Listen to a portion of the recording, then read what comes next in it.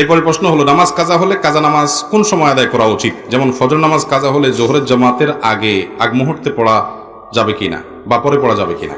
দেখুন, যদি ফজরের নামাজ কাজা হয়, এটা জোহরের আগে না, বরং কাজা হয়েছে ফর এক্সাম্পল আপনি ঘুম থেকে উঠতে পারেন না, অ্যালার্ম দিয়ে রাখছেন তাও উঠতে পারেন না, গভীর ঘুম হয়ে গেছে, অ্যাক্সিডেন্টলি এরকম হঠাৎ একদিন হয়ে গেছে, তাহলে যখন ঘুম ভাঙছে তাড়াতাড়ি করে উযু করে আগে নামাজ পড়ে ফেলবেন। কারণ হাদিসে আসছে, নবী করিম সাল্লাল্লাহু আলাইহি ওয়াসাল্লাম বলেছেন, মান নামা আন সালাতিন আও নাসিহা ফালইউসাল্লিহা ইযা যাকারহা ফাইন্না যালিকা ওয়াক্তুহা।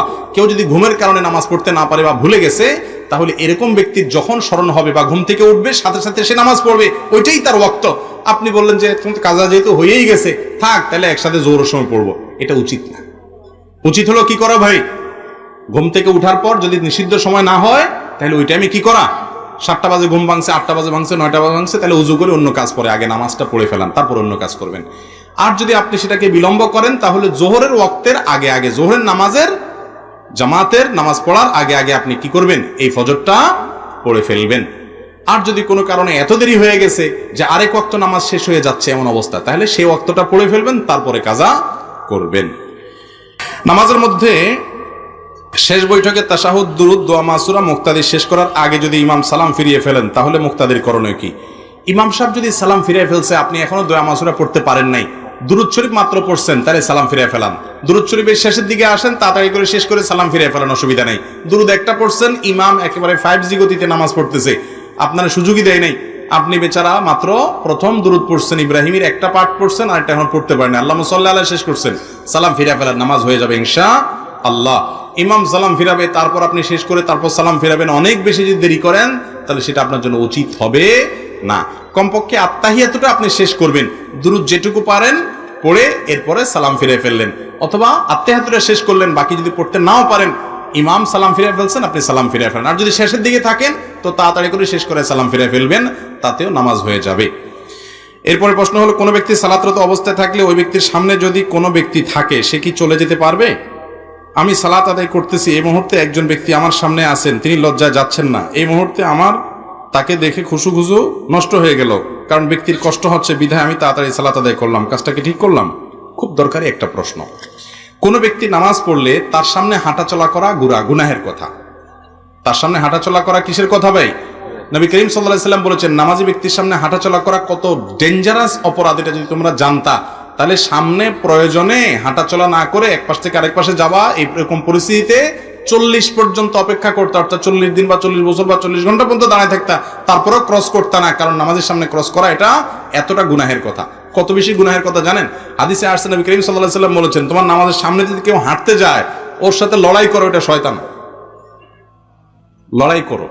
লড়াই করো মানে হাত দিয়ে তাকে অন্তত বাধা দাও। এই বাধা দেওয়ার একটা দৃশ্য আমি মসজিদে নববীতে দেখেছি একবার, মানে আমাদের কাছে দেখে হাস্যকর মনে হবে, কিন্তু হাদিসের উপর সরাসরি আমল করা। সেটা হলো, এক আরাবিয়ান নামাজ পড়তেছে, সামনে দিয়ে রিয়াদুল জান্নাতে মদিনা মসজিদে নববীতে সামনে দিয়ে আরেকজন হুট করে চলে যাচ্ছে, সে এরকম হাত বাইর করে দিছে, লোকটা তারপরও পাত্তা দেয় নাই, পাত্তা না দিয়ে আবার যাইতে নিছে, এরকম কলার ধরে একটা মুসুর দিল, সে বেচারা দপাস করে পড়ে গেছে, নামাজের মধ্যেই আছে। মানে তোমাকে আমি নিষেধ করলাম, হাত দিয়ে ইশারা দিলাম, ভাই আমি নামাজ পড়তেছি, একটু সামনে দিয়ে যাও, একটু পিছন দিয়ে যাও, না তুমি আমার সামনে দিয়েই যাবা, তেড়ামি করবা, কলার ধরে মুসুর দিছে। আমি তখন চিন্তা করলাম যে হাদিসের উপর আমল করছে বেচারা। তো আমাদের দেশে এরকম যদি করে, বলবে কি নামাজ পড়তেছে না মারামারি করতেছে। যাই হোক, হাদিসে আমাদেরকে মারামারি করতে বলা হয়নি, উদ্দেশ্য হলো ইশারা ইঙ্গিতে যেভাবে হোক আমরা যেন বাধা দেই, কেউ যেন নামাজের সামনে না যায়, এত বড় বিষয়। কিন্তু এখানে তিনটা সিস্টেম আছে, একটা না জায়েজ, বাকি দুইটা জায়েজ। আমরা না বুঝার কারণে অনেক সমস্যা তৈরি হয়। একটা হলো মুরুর, এটা না জায়েজ, আরেকটা হলো সুউদ, এটা জায়েজ, আর একটা হলো নুজুল, এটাও জায়েজ। মুরুর কোনটা? হাদিসে মান মাররা বাইনা ইয়াদাইল মুসাল্লি, এরকম আসছে, মুসল্লি বা নামাজি ব্যক্তির সামনে যদি ক্রস করেন সেটা নিষেধ। ক্রস কোনটা? নামাজি এই লেভেলে আছে, আপনি এই পাশে আছেন, এই পাশ থেকে আপনি ওই পাশ গেলেন, তাহলে এটা ক্রস হলো, অথবা আপনি এই পাশে আছেন, সেখান থেকে এই পাশে গেলেন, তাহলে এটা কি হলো? ক্রস হলো, এটা নিষেধ। নামাজির ঠিক বরাবর সামনে আপনি বসে আছেন, একদম বরাবর স্টেট, তাহলে আপনি যদি উঠে আস্তে করে এক পাশে চলে যান, ডানে বা বামে, এটা কিন্তু নিষেধ না, এটাকে বলা হয় নুজুল, নামা, চলে যাওয়া। আর একটা হলো সুউদ কোনটা? নামাজি ব্যক্তি নামাজ পড়তেছে, আপনি তার সামনে বরাবর যে দাঁড়াবেন, হয়তো জামাত শুরু হয়ে গেছে, ঠিক তার সামনে জায়গাটা ফাঁকা আছে, তাহলে আপনি ডান থেকে বাম থেকে বরাবর তার সামনে গিয়ে দাঁড়ায় গেলেন, ক্রস করলেন না। ক্রস বুঝছেন তো? মানে এক পাশ থেকে আরেক পাশে যান না, কিন্তু ঠিক তার সামনে বরাবর গিয়ে দাঁড়ায় গেলেন, এটা কিন্তু নিষেধ না, এটা হলো সুউদ। হাদিসে শুধু মুরুরটা নিষেধ, অর্থাৎ ক্রসিংটা নিষেধ, কিন্তু সামনে থেকে পেছনে সামনে থেকে পেছনে কিংবা পেছন থেকে সামনে বরাবর দাঁড়ায় গেলেন, এটা নিষেধ না, কারণ এটাতে মনোযোগে নষ্ট হয় না। সামনে থেকে এক পাশ থেকে আরেক পাশে আসা যাওয়া করলে সেটা কি হয়, নামাজের মনোযোগ নষ্ট হয়, এই জন্য ওইটা নিষেধ। অনেকে আছে পিছনে নামাজ পড়তে শেষে বসে কই মাছের মাথা চাবায়, কই মাছের মাথা চাবানো বুঝছেন, মানে খুব বিরক্তির প্রকাশ করতে থাকে। তো ঠিকই তো, পিছনে বেচারার নামাজ তো তখন নষ্ট হয়ে যায়। আরে তুমি এত কই মাছের মাথা চাবাইতেছো কেন ভাই, তুমি উঠে গেলেই তো হয়, তোমার তো উঠার সুযোগ আছে। এটা না বোঝার কারণে অসুবিধা হয়। আর উঠার সময় যদি আপনি একটা সূত্রা দিয়ে উঠে যান তাহলে তার কোনো কথাই নাই, সেটা তো আপনি অবশ্যই করতে পারেন। সূত্রা দেওয়ার পরে নামাজের সামনে কোনো একটা লাঠি থাকলো, এরপরে আপনি লাঠির ওই পাশ দিয়া আউটসাইড দিয়ে হাঁটাচলা করলো, অসুবিধা নাই। তারপরে একান্ত প্রয়োজন ছাড়া হাঁটাচলা করবেন না। আর যিনি নামাজে দাঁড়িয়েছেন তার উচিত হলো, কর্তব্য হলো, তার সামনে মানুষের হাঁটাচলা ব্যাঘাত হতে পারে, তিনি লম্বা নামাজের নিয়ত করবেন, এরকম যদি থাকে তাহলে অবশ্যই তিনি নিজে সূত্রা রেখে তারপর নামাজ পড়বেন। হাদিসে নির্দেশ আসছে কেউ যদি নামাজ পড়ে সে কোনো কিছুকে সামনে রেখে নামাজ পড়বে, যাতে করে মানুষের চলাচলে অসুবিধা না হয়, এটা তারও কর্তব্যের অংশ। আর যারা চলাচল করবেন তারাও এই বিষয়টাতে অ্যালার্ট করবেন। অনেকে আছে এটা খেয়াল করে না, মসজিদের মাঝখানে বিসমিল্লাহ আল্লাহু আকবার দাঁড়ায় গেছে, মানুষ কেমনে চলাচল করবে না করবে কোনো হুঁশ নাই, এটা দায়িত্ব জ্ঞানহীনতার কাজ। তারও কর্তব্য সেভাবে দাঁড়ানো। যদি কোনো ইমাম তাকবীরে তাহরিমার পর সানা না পড়ে কেরাত শুরু করে, ওই ইমামের পিছনে নামাজ পড়া কতটা যুক্তিসঙ্গত? ইমাম সানা না পড়ে দিয়ে কেরাত শুরু করে, মানে আল্লাহু আকবার বলেই শুরু করে দিয়েছে আলহামদুলিল্লাহ বলে আলামিন, আপনি বুঝতে পারছেন যে ইমাম সাহেব সানা পড়েন নাই, তাতে নামাজ হয়ে যাবে। কিন্তু নিয়মিত যদি এরকম করেন তাহলে এটা ইমাম সাহেবের কোনো ভালো গুণ না। ওই ইমাম সাহেবকে নসিহত করা উচিত যে হুজুর, নামাজের মধ্যে প্রতিটা সুন্নত আদায় করলে নামাজটা পারফেক্ট হয়, পূর্ণতা পায়, আপনি কেন অপূর্ণাঙ্গ রাখবেন, তাকে বুঝাবেন। তারপরে যদি তিনি না করেন আপনার নামাজ হয়ে যাবে, কোনো অসুবিধা নেই, ওনারও নামাজ হয়ে যাবে। কারণ সানা পড়াটা ফরজ না ওয়াজিব? নামাজের মধ্যে শুরুতে সানা পড়াটা ফরজ না ওয়াজিব? সুবহানাকাল্লাহুম্মা পড়া কি ফরজ? ফরজও না ওয়াজিবও না, যার কারণে এটা যদি ছুটে যায় তাতে নামাজ হবে না, ব্যাপারটা সেরকম না। কিন্তু সুন্নত ছাড়া নামাজ হলো, ইচ্ছাকৃত এরকম যদি প্রায় সময় করেন তাহলে এটা ত্রুটিপূর্ণ নামাজ হলো।